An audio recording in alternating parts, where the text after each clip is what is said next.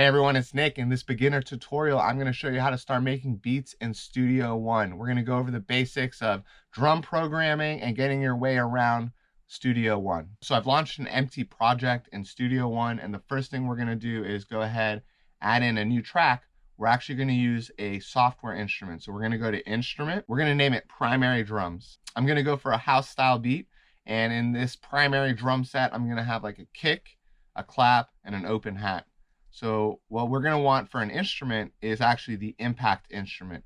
In Studio One, this is a great drum machine to have a lot of different samples in one track. So we're going to go ahead, select impact, and go ahead, hit OK. And to pull up the instrument now, all we have to go is to the keyboard icon here and click on it, and that will open up our instrument editor. This is our instrument Impact XT, and as you can see, there's 16 pads here. But if actually you go through these B, C, D, and all the way through H, there's 128 pads total because we have got our 8 banks here. So to start our beat, we need some sounds from Splice. Let's go to the website, and I'm going to actually go under the instruments. We're going to go to Browse. We're going to go to Instruments. And I like starting my drums off with the main drum, I think, is the kick in this genre. So we're going to select kick. We're going to do one shots because we're going to put these into the impact instrument we just loaded and have it execute our own pattern. And we're going to go to genres and select maybe house. So I'm going to use my arrow keys to go through these. So I really like this kick here. I can hit the show similar or hit enter, and then it will show me similar sounds.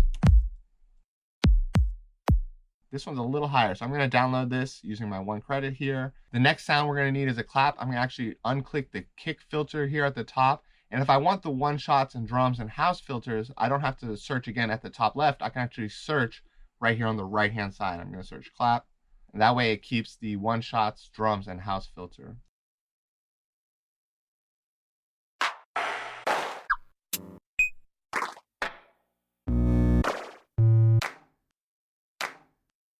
I like this one. It's not so bright. I'm going to hit the show similar or hit enter.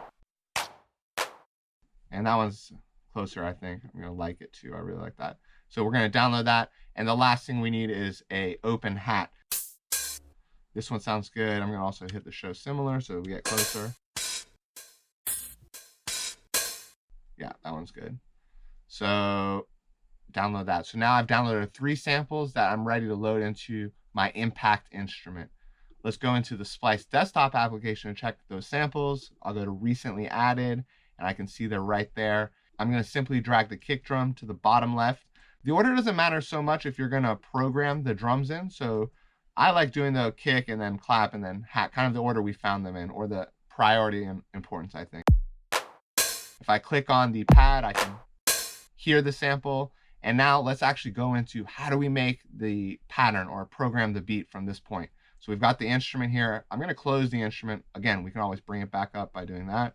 And now to get music into Studio One, there's a few ways. You can double click, and it's going to, by default, kind of give you like that amount of time. And if you double click on that colored clip here, it will bring up the piano roll. The second way we can do that is actually if we use the highlight tool, we can highlight the amount of time we want.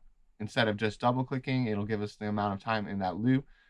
We can highlight maybe just 1 measure or 2 measures and then double click. So that's using the highlight tool or using 2. Remember the numbers on your keyboard, 1 through 8, switch between these different tools. If I click on the file name, it will play back the sound.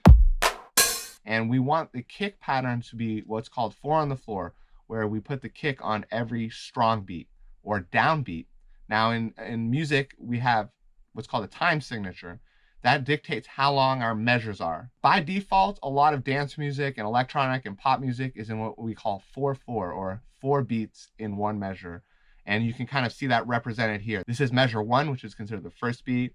This is 1.2, the second beat of the first measure. 1.3, the third beat of the first measure. 1.4, the fourth beat.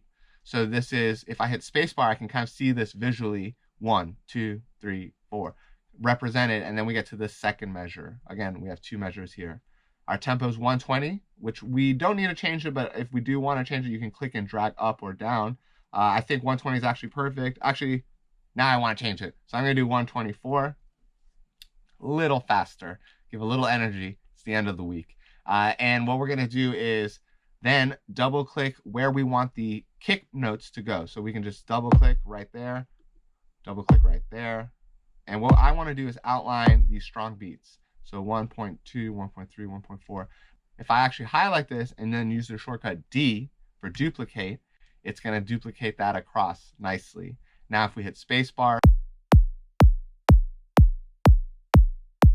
and then we can see that we don't have enough music there, but we'll add that variation. The variation I want to do is actually this. This is considered the second 16th note, because the 16th note is the type of grid we have, and we can see that right here. And this will be 4 and 1.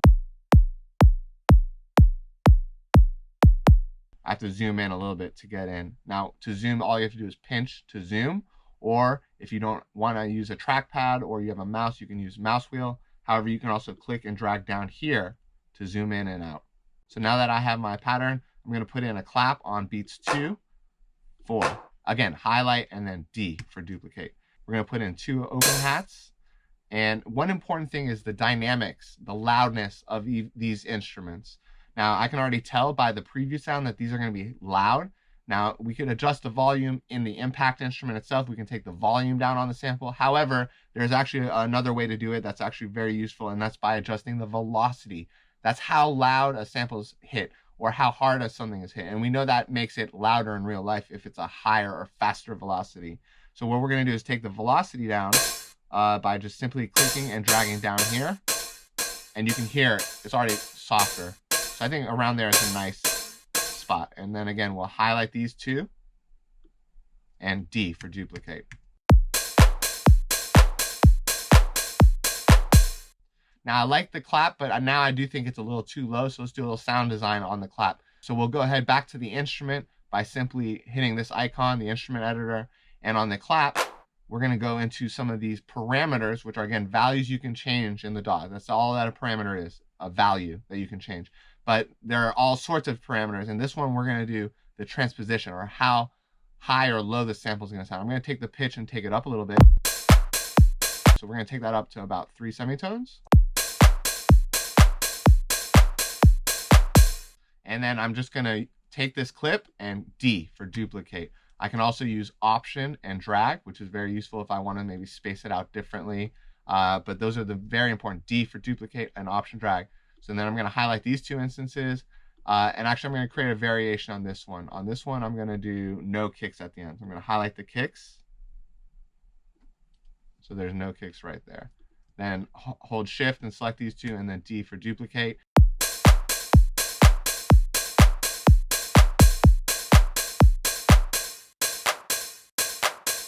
Actually, I don't want the kick to drop out every 4 measures here. So I'm going to delete this clip here, and I'm going to select this first one and D for duplicate. That means the kick will only drop out at the very 8th measure. So the last thing I'm going to do is take this loop brace and then highlight and just drag it so that we start with maybe a nice clean 8 measures. To turn on looping, you can use this icon down here, or you can use the backspace, which will turn on looping.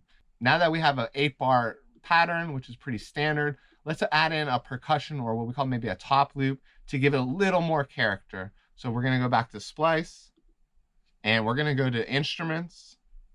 We're going to go to Percussion as the category. And then I'm actually going to go for loops, because I actually want something that's like pre-made a little bit. I can do a little sound design on it later.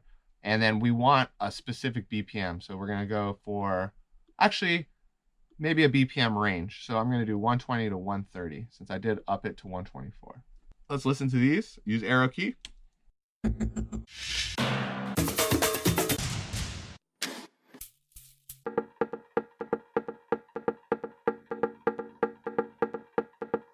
I kind of like it. It's a little more on the techno side, but it's subdued. I like the energy. So maybe we're just going to download that first one. I don't need to say any similars. I was sold on that one.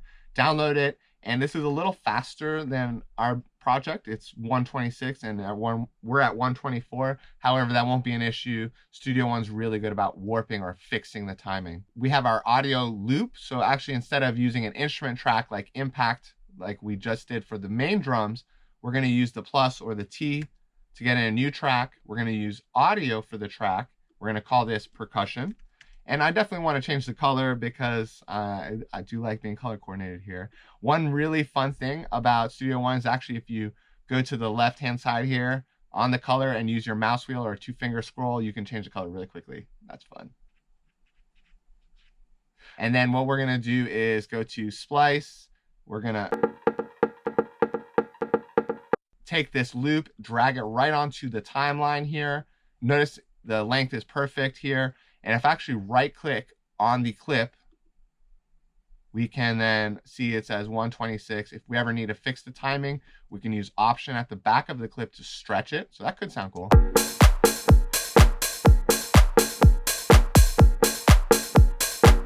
Or stretch it back, maybe double. Now, so this is back to where it was. I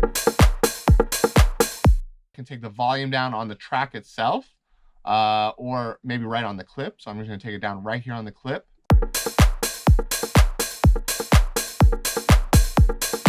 Now, one thing I do want to do is maybe chop it up a little bit. To chop it up, we're going to use the 3 or the split tool. So that's right here. And I can just then single click where I want the chops to happen. And what I kind of want to do is like maybe reverse some of these. So to reverse, all I have to do is Command R. So that'll sound like this. And then I'm going to maybe chop every now and then, probably every 4th one. So I can see every 4 measures. I'm going to chop it using the Command R for reverse. So use 3 to chop, use 1 to select the selection tool, and then use Command R to reverse. And then if I want to highlight all of this, I can use the range tool too, and click and drag, and D for duplicate.